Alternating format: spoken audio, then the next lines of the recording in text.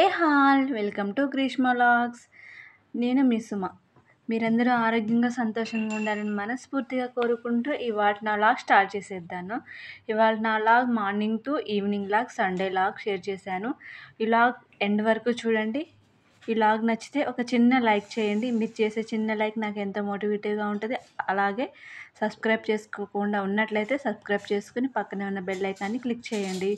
ఈరోజు నా మార్నింగ్ లేవగానే అల్లం అల్లం వాటర్ అయితే పెట్టేసుకున్నాను. ఏం లేదండి, వాటర్ మరిగించి దాంట్లో అల్లం కొంచెం దంచేసుకోవాలి. ఇంకా ఫైనల్గా లెమను నేను ముందే పట్టి ఉంచుకున్నానండి, ముందే జ్యూస్ పట్టి ఉంచుకున్నాను. ఇంకా అదైతే వేసేసాను. లెమన్ అయితే చాలా ఎక్కువ ఉన్నాయి అనేసి, పాడైపోతాయి అనేసి నేను ఒకసారి బాక్స్లో రసం పిండేసుకుని డీప్ ఫ్రిడ్జ్లో పెట్టేసుకున్నాను. అలా అయితే ఎన్ని డేస్ అయినా ఉంటుంది, ఒక 1 మంత్ వరకైనా పాడవదు. అదే లెమన్ ఒక్కటే మనం ఫ్రిడ్జ్లో పెట్టేసుకుంటే లెమన్ తొందరగా పాడైతే 1 వీక్ వరకే ఉంటాయి. ఇంకా అందుకే అలా చేసేసాను. మార్నింగ్ పిల్లలు మా గ్రీష్మ, మన్విత్, మా వారు, నేను మరి నలుగురం కలిసి ఇంకా అవి తాగేసిన తర్వాత ఇంకా టిఫిన్ చేసాము. ఉప్మా అయితే చేశాను. సండే రోజు ఇంకా లేట్గా లేస్తాం కాబట్టి క్విక్గా అయ్యేదను రెసిపీ ఉందంటే ఉప్మానే కదండి. అందుకే ఉప్మా అయితే చేసేసాను. ఉప్మా తిన్న తర్వాత మా వారు బయటికి వెళ్ళి ఫిష్ అయితే తీసుకొచ్చారు. సండే అంటాం కదండి, కానీ సండేనే ఎక్కువ వర్క్ ఉంటుంది. ఇంకా మా వారే క్లీన్ చేస్తున్నారు ఫిష్ అయితే. నాకైతే రాదండి క్లీన్ చేయడం, మా వారే చేస్తారు. ఇప్పుడు తీసుకొచ్చిన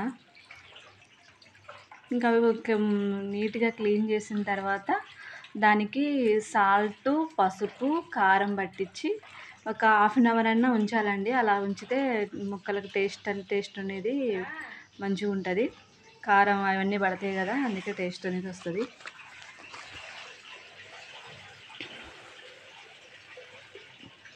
ఇంకా అవి క్లీన్ చేసి అవి కర్రీ వండి ఇంకా మళ్ళీ గుడికి వెళ్ళి వచ్చిన తర్వాత తినేసి 1 అవర్ రెస్ట్ తీసుకొని పడుకున్నాం. మళ్ళీ ఈవినింగ్ మళ్ళీ వర్క్ స్టార్ట్ అవుతుంది కదా. ఈవినింగ్ మళ్ళీ డిన్నర్ ప్రిపేర్ చేయాలి కదా. అలా స్టార్ట్ అయిపోయింది ఈవినింగ్ అయితే. మళ్ళీ సండే అంటాం కదండి, ఇంకా ఎలా అయిపోద్దో కూడా తెలియదు, వెంటనే అయిపోతుంది. అందరు ఇంట్లో ఉంటారు కాబట్టి. మిగతా డేస్ మా వారు ఆఫీస్కి వెళ్ళిపోతారు, పిల్లలు స్కూల్కి వెళ్ళిపోతారు కాబట్టి పని తక్కువ ఉంటుంది. సండే మాత్రం పని ఎక్కువగా ఉంటుంది. ఎవరి ఇంట్లో అయినా అంతే కదండి, మా ఇంట్లోనే కాదు ఎవరి ఇంట్లో అయినా అంతే. కొంచెం ఆయిల్ అయితే పోసుకున్నాను చేపలలో. పసుపు, కారం, సాల్ట్, ఆయిల్ పోసుకొని ఇంకా అవి తిప్పుకొని మంచిగా వాటికి పట్టించుకోవాలా. ఒక 2 మినిట్స్ కలుపుకోవాలండి. అలవాటు ఉంటేనే కలుపుకోండి, లేకపోతే చెయ్యి అయితే మంట పుడుతుంది కారానికి. కలిపినప్పుడు ఏమనిపించదు, తర్వాత అయితే మంట పుడుతుంది కారం పట్టుకుంటే.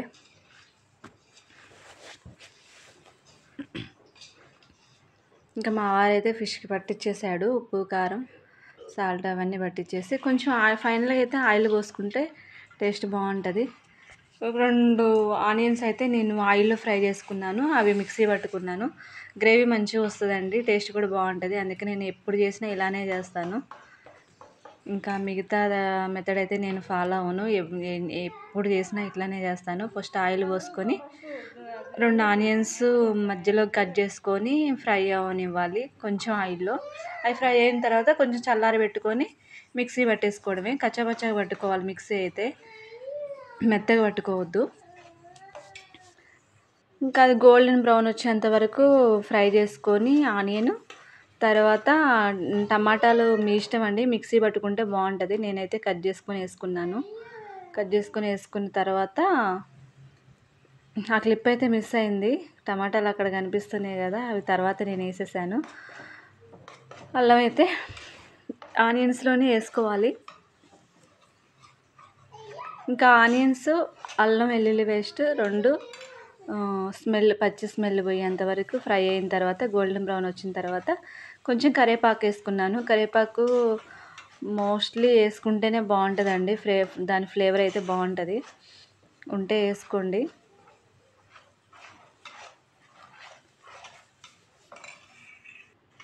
ఇంకా ఫ్రై అయిన తర్వాత ఫిష్ అయితే వేసేసుకున్నాను. ఆనియన్స్ ఫ్రై అయిన తర్వాత, అల్లం ఫ్రై అయిన తర్వాత, అల్లం వెల్లిపాయల పేస్ట్ ఫ్రై అయిన తర్వాత తర్వాత టమాటాలు వేసుకున్నాను, తర్వాత చేపలు వేసుకున్నాను అనమాట. ఇవి ఎప్పుడు చేసే వాళ్ళకైతేనే తిప్పగలుగుతారండి, లేకపోతే ముక్కలన్నీ ఇట్లా మెత్తగా చెదిరిపోతాయి. చట్నీ అవుతుంది కదా, అట్లా అవుతుంది. అట్లా కాకుండా ఉండాలంటే మీకు అడుగు నుంచి గంటతో తిప్పాలండి, లేకపోతే చేపలు అనేవి మొత్తం స్మాష్ అయిపోతాయి.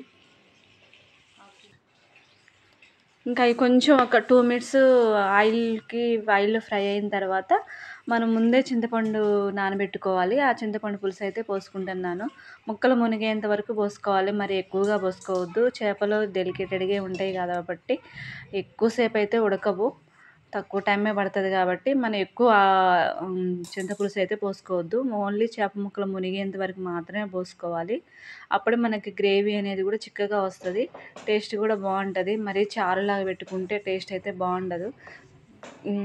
ఎక్కువ పులుసు అయితే పోసుకోవద్దు. ఇంకా అవి పోసుకున్న తర్వాత నేను అలా తిప్పుకుంటున్నాను. ఇంకా అట్లనే తిప్పుకోవాలి, గంటతో అయితే తిప్పుకోవద్దు, ముక్కలు అయితే చెదిరిపోతాయి. ఇంకా ఫైనల్గా ఫిష్ కర్రీ అయితే అయిపోయిందండి. ఇంకా ఫైనల్గా నేను ధనియాల పొడి, మెంతి పొడి వేసుకున్నాను. ధనియాల పొడి, మెంతి పొడి వేసుకొని ఇంకా నేను తిప్పుకున్నాను. గంటతో కాకుండా అటు చివరి ఇటు చివరి పట్టుకొని తిప్పేసుకోవాలి. తిప్పేసుకున్న తర్వాత ఫైనల్గా అయితే కొత్తిమీర వేసుకొని దించేసుకోవడమే.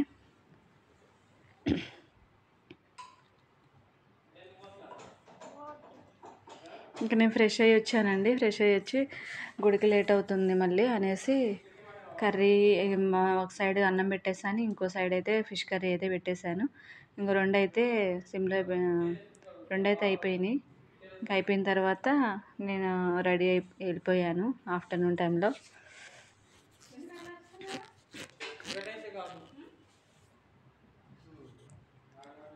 ఫిష్ కర్రీ చేసేటప్పుడే వాటిలలోంచి కొన్ని ముక్కలు అయితే నేను ఫ్రైకి తీసి పెట్టుకున్నాను.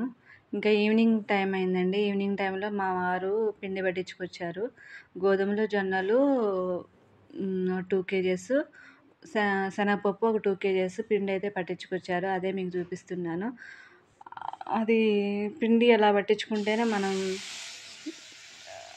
టేస్ట్ అనేది బాగుంటుందండి. షాప్లో కొనుక్కొస్తే శనగపిండి కారపూసకి ఇట్లా చేసినప్పుడు టేస్ట్ బాగుండట్లేదు, అందుకే నేనైతే పిండి పట్టించాను. ఇంకా ఈవినింగ్ అయితే ఫిష్ ఫ్రై చేసేసాను. ఈ వీడియో